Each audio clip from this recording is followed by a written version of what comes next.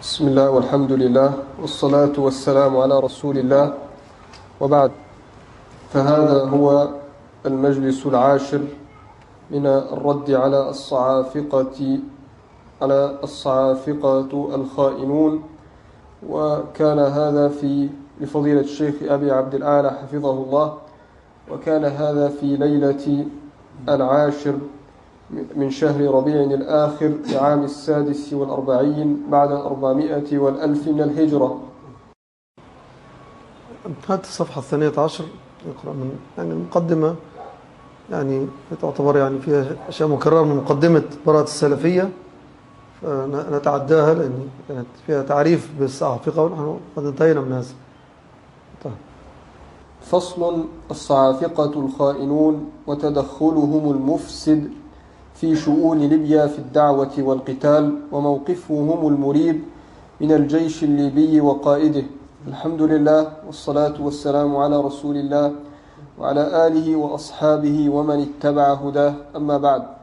فقد تقدم كشف أمر مجالس الشورى السرية والتنظيم السري لمجموعة من الطلبة والذين عرفوا بالصعافقة، ومما يؤكد انطباق هذا الوصف عليهم ما سوف يأتي سرده إن شاء الله من تدخلهم المفسد في شؤون الدولة الليبية من جهة الدعوة والقتال، وتلاعبهم بفتاوى العلماء فيهما، مما أحدث فسادا عريضا وشقا لصف السلفيين هناك، وأدى إلى إضعاف بعضهم عن مشاركة الجيش الوطني الليبي في جهاده ضد الخوارج أو تقاعده بالكلية، فصار صنيع بعضهم يشبه صنيع المنافقين الذين حذر منه رب العالمين في قوله سبحانه: وليعلم الذين نافقوا وقيل لهم تعالوا قاتلوا في سبيل الله أو ادفعوا قالوا لو نعلم قتالا لاتبعناكم هم للكفر يومئذ أقرب منهم للإيمان يقولون بأفواههم ما ليس في قلوبهم والله أعلم بما يكتمون الذين قالوا لإخوانهم وقعدوا لو أطاعونا ما قتلوا قل فادرءوا عن أنفسكم الموت إن كنتم صادقين. ذلك مع الغمز والطعن الخفي المبطن، وأحيانا الظاهر الملتوي في الجيش الوطني الليبي وفي قائده المشير خليفة بالقاسم حفتر حفظه الله ووفقه. بسم الله والحمد لله والصلاة والسلام على رسول الله وعلى آله وأصحابه ومن تبع هداه، أما بعد.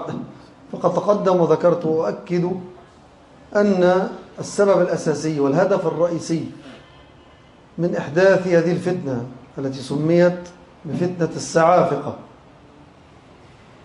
هو إحداث الانقسام في داخل صفوف الجيش الليبي الذي قام على السلفيين، وفي الوقت نفسه إحداث الانقسام في داخل الدعوة السلفية في اليمن، مع كذلك العمل على فصل الجنوب عن الشمال. فتولى هذا الأمر أو مهمة هذا الفصل في اليمن هاني بريك، وقام به على قدر ما يستطيع. وهي حلقة، هي عصابة. الأمر لم يأتي عبثا، لم يأتي عن تخطيط. لذلك تجدوهم قد توافقوا. نعم، هناك أناس دخلوا معهم لا يعرفون حقيقة المخطط ولا يدركون حقيقة هذا، ولكنهم استخدموهم فقط، مثل ما يصنع اليهود مع بعض أذنابهم، يستخدمونهم في أمورهم لا يعلمون حقيقة ما يريدون منها. لكن هاني بريك يعلم بلا شك، يعلم. هو يدعو صراحة كان إلى فصل الجنوب عن الشمال مع إحداث الانقسام في داخل أهل السنة في اليمن، لأنهم علموا قوة السلفيين في دور أهل الحديث في اليمن، فكان المخطط من قديم في محاولة إضعاف دور أهل الحديث وإسقاط دعوة أهل السنة في اليمن، لأنها كانت تمثل حجر عثرة أمام تقسيم اليمن.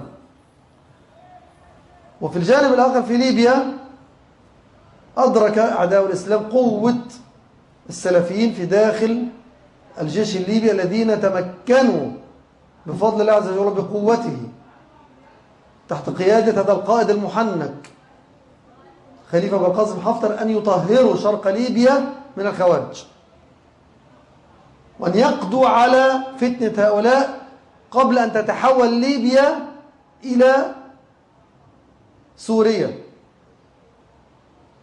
تكون كلها ميليشيات كما قال متآكلة متناحرة تخضع للغرب الكافر، يظل ينهب في خيرات ليبيا ويستخدم ليبيا في تحقيق مخططاته في الشرق الأوسط أو في بلاد الإسلام عامة، ولا تقوم لليبيا قائمة بعد ذلك إلا أن يشاء الله. فتهدم أغلب هذا المخطط بقيام المشير بالتعاون كما قلنا مع الجيش المصري ومع يعني الدولة المصرية عامة،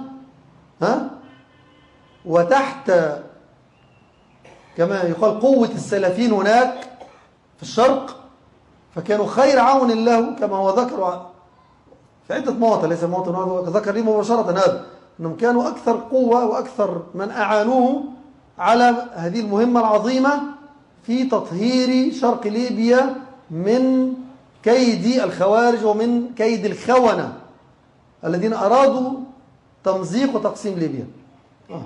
فجاءت فتنة الصاعقة لإضعاف هذا، لزرع فئة مريضة انتقوا مرضى القلوب هناك كي يجعلوهم كما قال يعني بوقا لهم لإحداث الفرقة والانقسام بداخل الجيش الليبي. وبالفعل يعني كادوا أن يصلوا إلى هذا، وحدثت الفتنة وانقسم السلفيون الذين كانوا على قلب رجل واحد هناك، كانوا يدا واحدة ضد الخوارج، ما بين هذا يبدع هذا وهذا يحذر من هذا الذي أرادوه. لكن الله عز وجل مكن أو وفق قائد الجيش معه الذين أن يخمدوا نوعا من هذه الفتنة بالحكمة، ولكنهم ما زالوا يسعون لا. فماذا أقصى ما استطاعوا أنهم أتوا ببعض الذين جندوهم في داخل أوقاف ليبيا، أغلبهم الحمد لله الآن أزيح، ما زالت لهم أذناب بلا شك. فعلينا أن نفهم أن التلاعب بفتاوى العلماء وأن الخداع والغش للعلماء لن يأتي بنصرة ولا عز ولا تمكين لمن يفعل ذلك، أنها خيانة للأمانة. هؤلاء خانوا الشيخ ربيعا وغشوه وتلاعبوا بفتاويه على طريقة من كان يتلاعب بفتاوى ابن باز والألباني وابن عثيمين من قبل. هم ففي زمن الألباني ظهرت السرورية الذين كانوا ينتسبون إلى ابن باز في الظاهر وإلى الألباني كذلك في الظاهر، هم يتلاعبون بفتاوى الألباني وابن باز. وفي زماننا ابتلينا بالصعافقة الذين ينتسبون أيضا في الظاهر إلى ربيع بن هادي وهم يتلاعبون بربيع بن هادي وبفتاويه. فيعني هذه إشارة سريعة، والحديث بقية إن شاء الله تعالى، وصلى الله على محمد وآله وأصحابه وسلم.